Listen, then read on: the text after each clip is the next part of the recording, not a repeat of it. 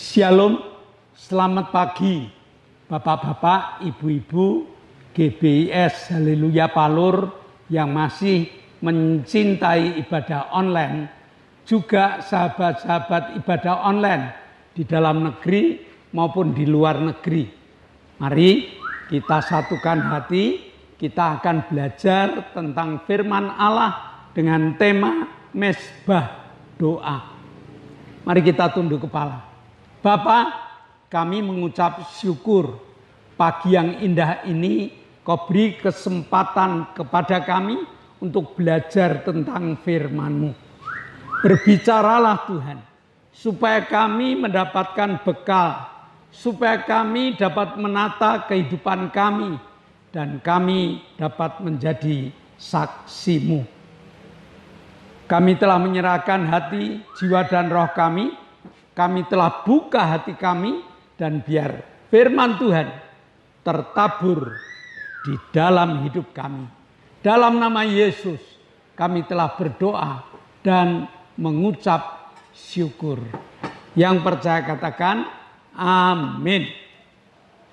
Nah, Bapak Ibu, di dalam Kejadian 34 terjadi peristiwa yang sangat-sangat tidak menyenangkan hati. Anak Yakub yang bernama Dina dilarikan oleh kepala suku dari orang Sikem. Lalu anak-anak Yakub yang 12 itu memiliki dendam.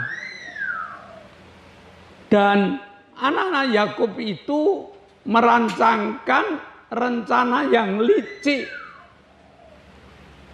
yaitu dia mengizinkan adiknya yang bernama Dina itu untuk dinikahi dengan catatan semua orang laki-laki di Sikem itu harus disunat. Karena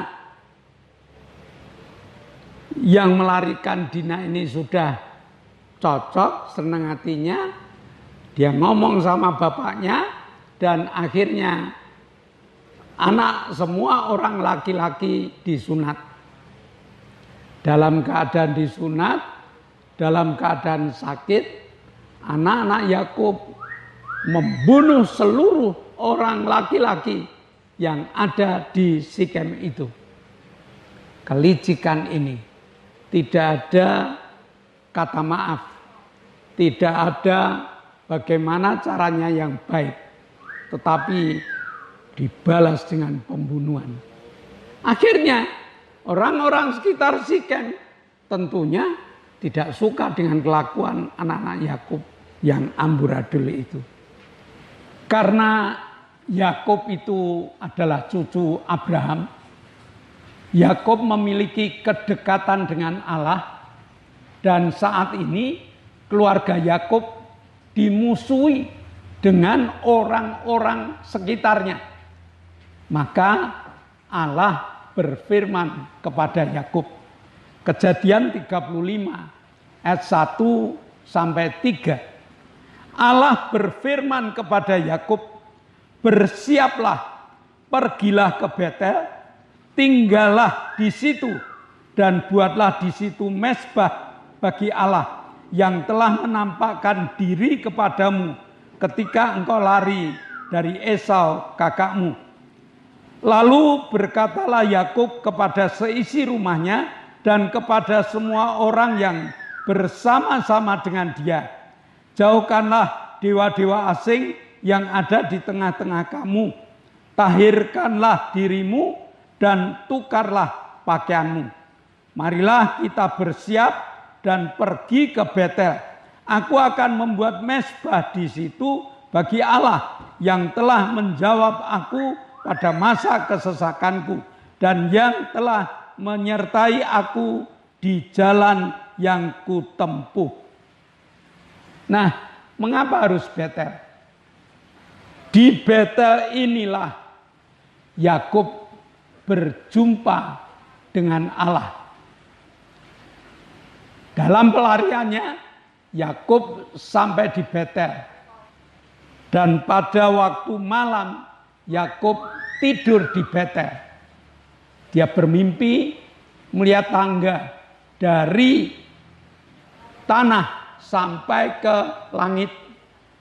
Dan dia melihat malaikat itu turun naik di Betel. Lalu Allah berbicara kepada Yakub. Sehingga tempat itu yang tadinya namanya Luz diganti dengan nama Betel. Maka Yakub punya kedekatan dengan Allah. Ini penting sekali. Dan Yakub tahu pertolongan dan penjagaan Allah. Sehingga pada ayat 1 Allah memberikan perintah kepada Yakub supaya Yakub bersama keluarganya pergi ke Betel untuk mengadakan pemulihan di sana. Pada ayat 2, Yakub menanggapi perintah Allah itu sehingga ia memberi perintah kepada seluruh keluarganya dengan 3 hal. Yang pertama, membuang segala sesuatu yang tidak berkenan di hadapan Allah. Ada dewa-dewa asing dan sebagainya harus dibuang. Yang kedua, menyucikan diri pribadi mereka masing-masing. Dan yang ketiga, mengganti pakaian mereka. Nah, jadi untuk menanggapi kasih karunia Allah harus diawali dengan ikrar, harus diawali dengan sumpah tentang penyangkalan diri. Dan ini tidak hanya sekedar diucapkan, melainkan harus dilakukan. Setiap orang yang ingin menikmati kasih karunia Allah harus diawali dengan penyangkalan diri dalam hidupnya. Sehingga di dalam perintah Yakub yang pertama, kamu harus membuang segala sesuatu yang tidak berkenan kepada Allah. Nah, kamu harus membuang segala dosa, segala kebiasaan-kebiasaan buruk yang tidak berkenan di hadapan Allah. Nah, keluarga Yakub mentaati. Sesudah dia membuang segala sesuatu, lalu langkah yang kedua yaitu penyucian diri. Artinya apa? Siap untuk membuang dosa dan membenahi hidup. Kesadaran hidup dalam pembenahan ini harus dilakukan dengan benar. Karena setan suka menggocoh kehidupan orang-orang percaya agar mereka jatuh bangun di dalam dosa, agar mereka hari ini meninggalkan dosa, besok pagi kembali. Maka sadar, pembenahan diri tidak cukup sehari. Pembenahan diri ini terus berlangsung terus, sehingga seluruh hal yang tiada baik, seluruh hal yang tidak berkenan di hadapan Allah harus rela kita tinggalkan. Sampai langkah yang ketiga, mengganti pakaian. Pakaian adalah tutur kata dan perbuatan. Tutur kata dan perbuatan yang baik itu munculnya dari hati yang sudah tertata. Tutur kata dan perbuatan yang baik adalah hasil dari pembenahan diri, hasil dari pembuangan dosa. Sehingga begitu dia mengganti pakaian, ayat yang ketiga menyatakan demikian. Marilah kita bersiap dan pergi ke Betel dan membuat mezbah keluarga yang telah menjawab aku pada masa kesesakanku dan yang telah menyertai aku di jalan yang kutempuh. Yakub sadar dia dikejar oleh Esau, Dia mengalami ketakutan yang luar biasa. Dia lari ke rumah Laban di tengah jalan sampai di Betel. Sampai di rumah Allah. Yakub melihat kemurahan dan kuasa Allah melalui mimpi dan melalui penyertaan Allah. Jadi Yakub menegaskan agar seluruh keluarga bersiap untuk pergi ke Betel dan membangun mezbah di sana. Kejadian 35 ayat 5, sesudah itu berangkatlah mereka dan saya ulang, Kejadian 35 ayat 5, sesudah itu berangkatlah mereka dan kedahsyatan yang dari Allah meliputi kota-kota sekeliling mereka sehingga anak-anak Yakub tidak dikejar. Allah melindungi dari kecaman kota-kota yang mengelilingi rumah Yakub.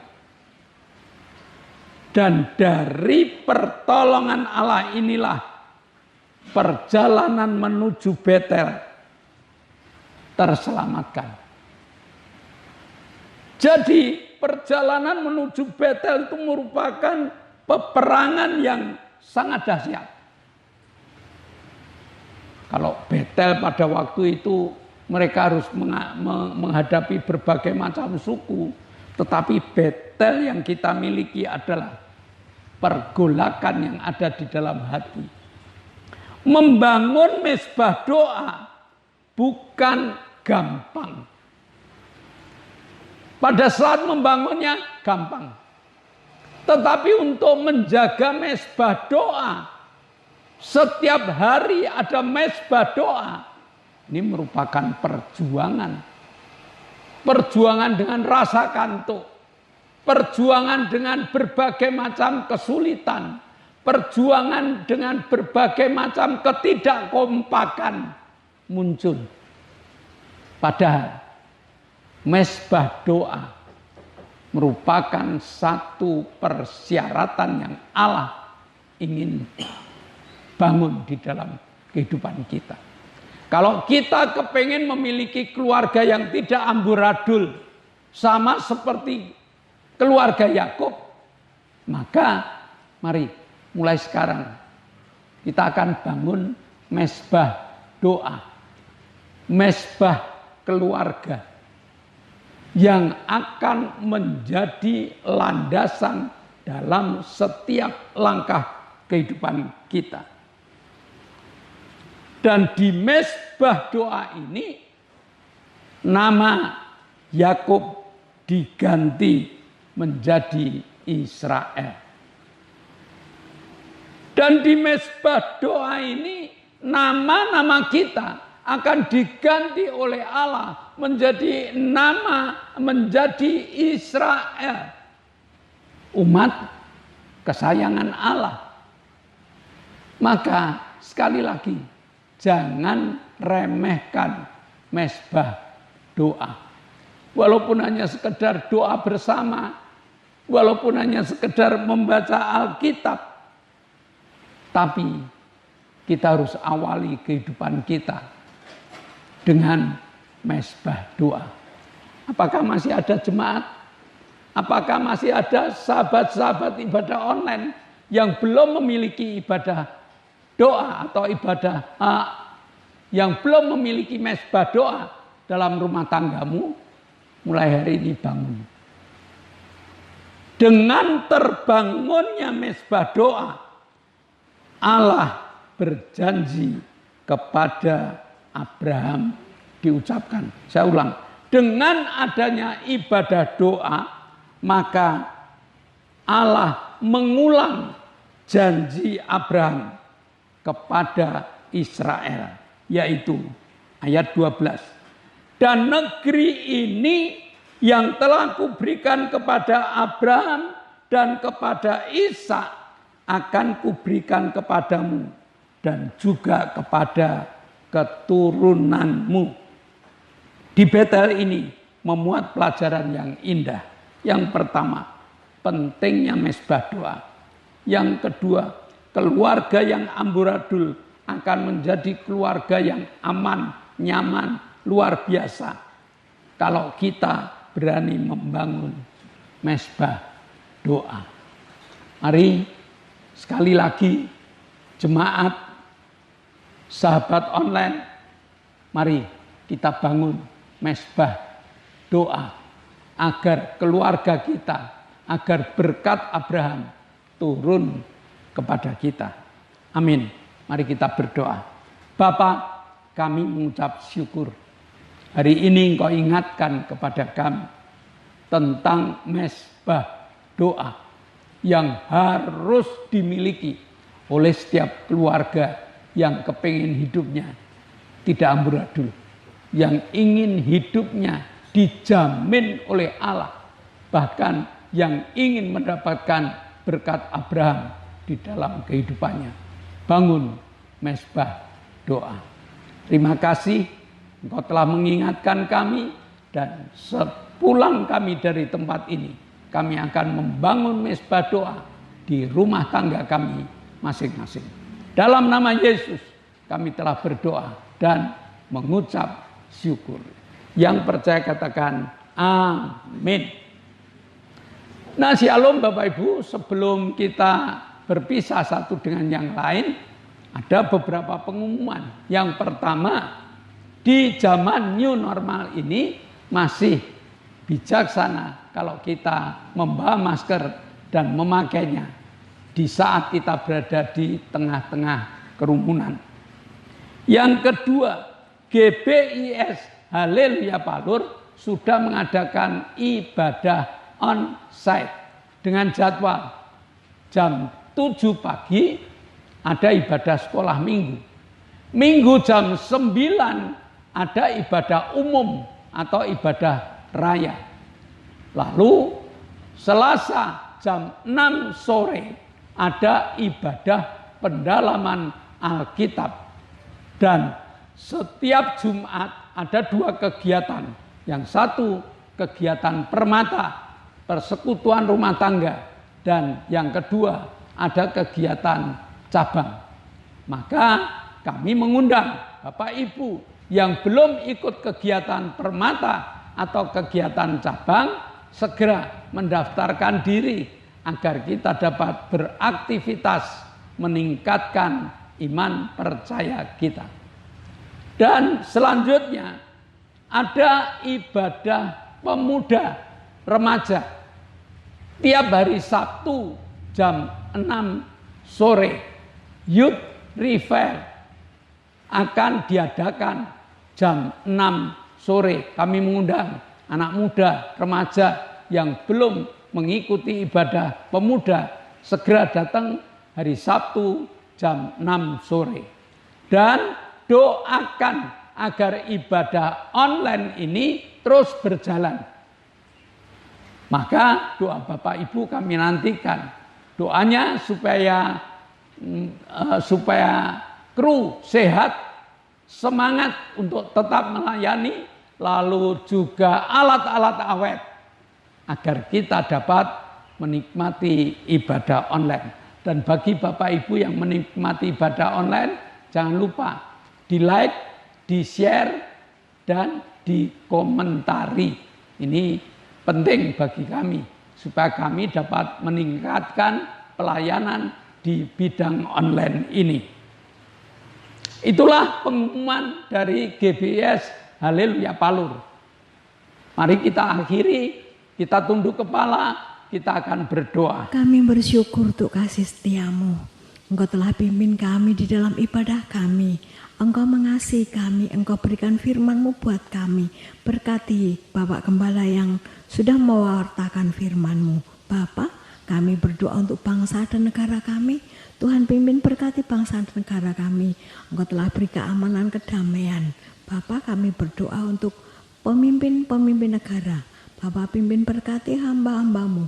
Berkati hamba-Mu untuk menjadi saksi-Mu. Bekerja dengan baik karena Engkau mengasihi. Pemimpin-pemimpin negara dari atas sampai tingkat bawah Engkau akan pimpin berkati. TNI Polri Bapak, Bapak pimpin berkati beliau untuk mengamankan negara kami. Pimpin sertai ya Tuhan. Kami menyerahkan negara kami ke dalam tangan-Mu, Engkau akan pimpin berkati. Beri damai dalam negara kami. Kami serahkan semua ke tangan-Mu Bapa.